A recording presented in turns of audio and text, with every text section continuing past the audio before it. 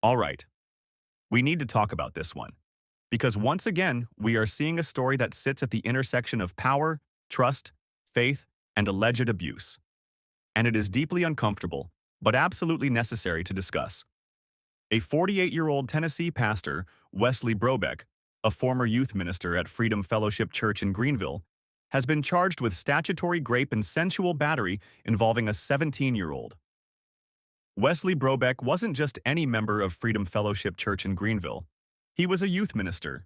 That means he was in a role specifically designed to guide, mentor, and protect young people. Parents trusted him. Teens looked up to him. And now, he's facing charges that allege he violated that trust in one of the most serious ways possible. Freedom Fellowship's lead pastor, Scott Childs, confirmed Brobeck's termination in a post on Facebook, adding that the church is fully cooperating with authorities. Dear Freedom family, we are sorry to announce that Wes Brobeck has been terminated from the FFG staff. This is all that we can comment upon at this time, as we do not wish to interfere with any ongoing investigations regarding this matter. We are in full cooperation with the authorities and are doing all that we can to assist them until all legal matters are resolved. We are committed to doing what is righteous according to the commands of Scripture, and want to assure you that this particular case is no exception. Regards, Scott Childs, Lead Pastor FF Greenville.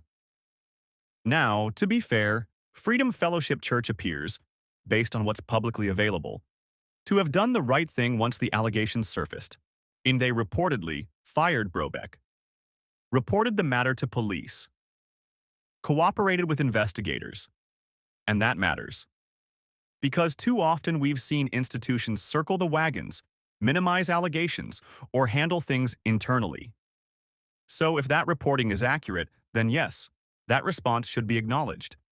But let's be honest, reporting after allegations surface is the bare minimum. The bigger question is always, were safeguards in place before this happened? According to police, the church became aware of an inappropriate relationship between Brobeck and a 17-year-old girl. Once leadership was alerted, they terminated him and contacted law enforcement. An investigation followed, and that investigation led to Brobeck being arrested and charged with statutory grape by an authority figure, sensual battery by an authority figure.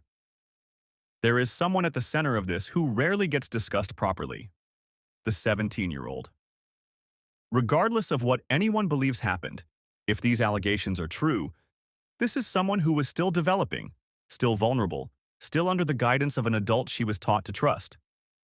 The psychological impact of relationships like this can last years, not just because of the act itself, but because it can completely distort trust in authority, faith, self-worth, safety. And once the internet gets involved, that trauma multiplies. Which is why commentary needs to be measured, not sensational.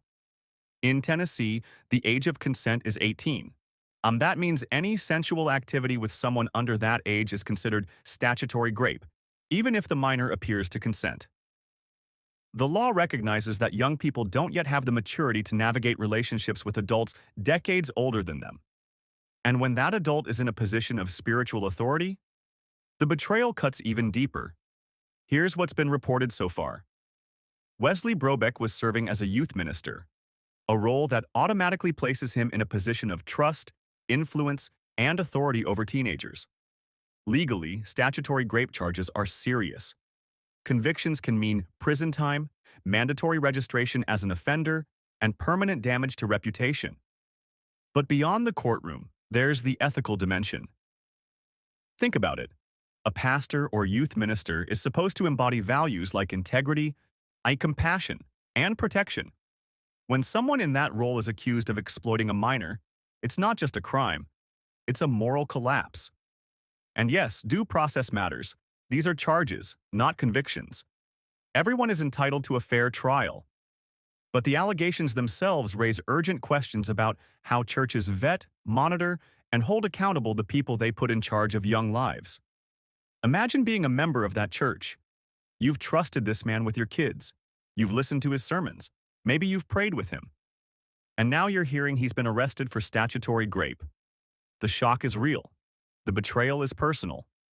And the ripple effect goes beyond Greenville. Every time a case like this surfaces, it shakes people's faith, not just in the accused, but in the institution itself. Church leaders often face a dilemma.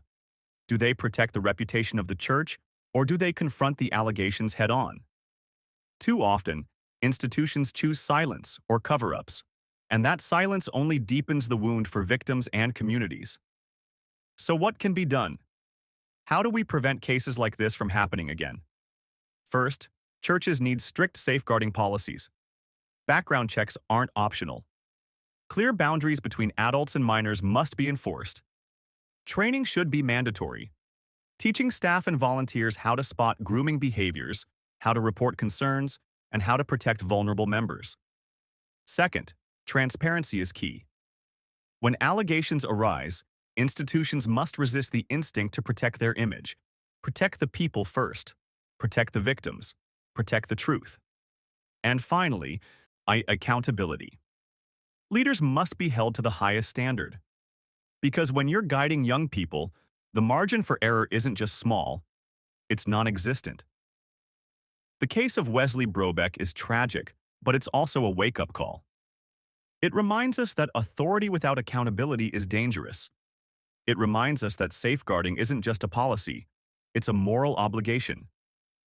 If you're part of a faith community, ask the hard questions. Demand transparency. Make sure safeguards are in place. Because protecting young people should always come before protecting reputations. And as this case moves through the courts, let's remember, justice isn't just about punishment. It's about restoring trust, supporting victims, and ensuring that leaders live up to the values they preach. If these allegations are proven true, then this is a betrayal of trust on every level, legal, moral, and spiritual. If they are not, then due process will reveal that. But either way, this case is a reminder that no title should place someone above scrutiny. Not pastor, not minister, not man of God.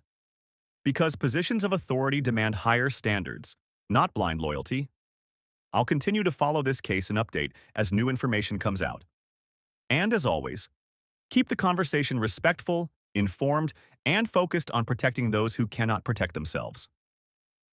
Thanks for sticking with me through this tough topic.